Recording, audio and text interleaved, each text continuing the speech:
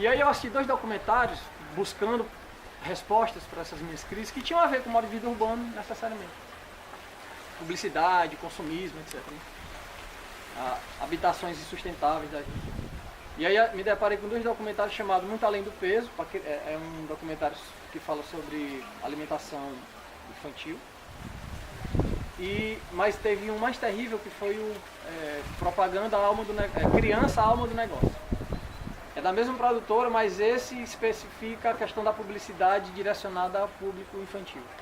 A propaganda persuadindo crianças a consumirem necessidades desnecessárias. Como eu queria salvar meu filho daquilo, e aquilo era uma coisa muito grande, eu ficava meio paralisado, porque como é que eu ia fazer? Eu não tinha o que fazer. E a crise era exatamente essa, né?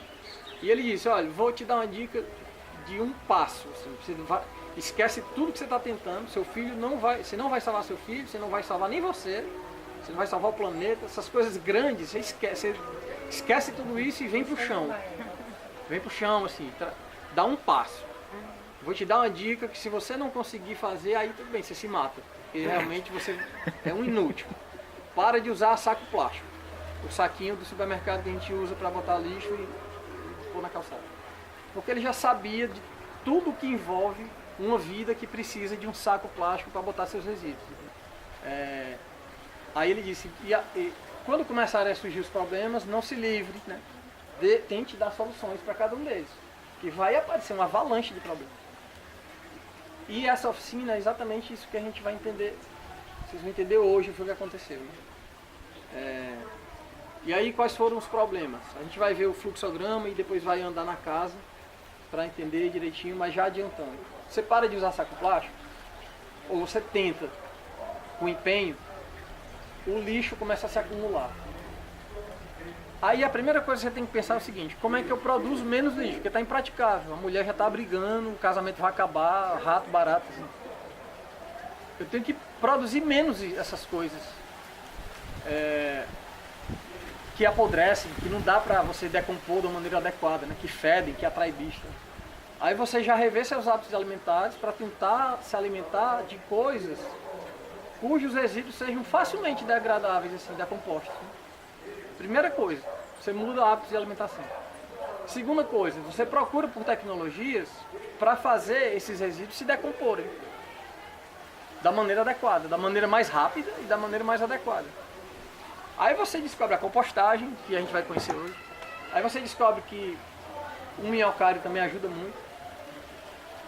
E você descobre que se você tiver uma galinha, você dá conta de todos os resíduos orgânicos da sua cozinha, com uma galinha. E se a sua casa tiver 3 pessoas, uma galinha zera os seus resíduos orgânicos. Todos os resíduos orgânicos. Todos. Bom, então a gente para de usar saco plástico, o lixo se acumula, a gente muda, revê hábitos de alimentação, descobre tecnologias para decompor esse lixo e esbarra no impedimento desse modo de vida que diz que quando você descobre o lance da galinha, esse modo de vida se impõe dizendo assim, nada disso. No lugar que você mora não dá para criar galinha. Como é que você vai criar uma galinha na sua casa? Aí a gente descobre mais uma vez que o lance do lixo é um mito, né? Porque na verdade, quando a gente traz um certo nível de biodiversidade para um lugar onde a gente habita, que é o lugar onde esses resíduos são produzidos, com essa biodiversidade você consegue fazer com que esse resíduo não seja considerado lixo. E com 10 meses eu vi o Caio comendo cebolinha, com 10 meses, comendo moringa, o Caio comendo tomate. Aí o rapaz, se há um ano e meio atrás eu estava naquela crise profunda, com medo dele virar aqueles monstrinhos do documentário, né? Assim, coitados das crianças, para chamar de monstrinho, mas aquelas coisas que de tão deturpadas, quase não são mais crianças, né? São adultos, são mini adultos, doentes, né? Com 10 meses o Caio comendo cebolinha, então acho que eu consegui uma coisa fabulosa, assim. Fabulosa. O Caio já não vai mais ser aquelas crianças. Isso já me dava um alívio muito grande, apesar de eu ainda estar preso naquele modo de vida que eu já não queria mais, entendeu? Mas para vocês terem uma noção de como dá para pisar no freio e como sempre dá para fazer alguma coisa, por menor que ela seja. E como essa coisa, por menor que seja, se transforma numa coisa maior, devagarinho e tal. Certo? Então, foi isso que aconteceu e já já a gente vai começar a entender os processos um por um e como eles se casam, como um alimenta o outro, como eles se retroalimentam, etc. Mas eu queria ouvir vocês, queria saber quem vocês são, o que vocês vieram fazer na minha casa.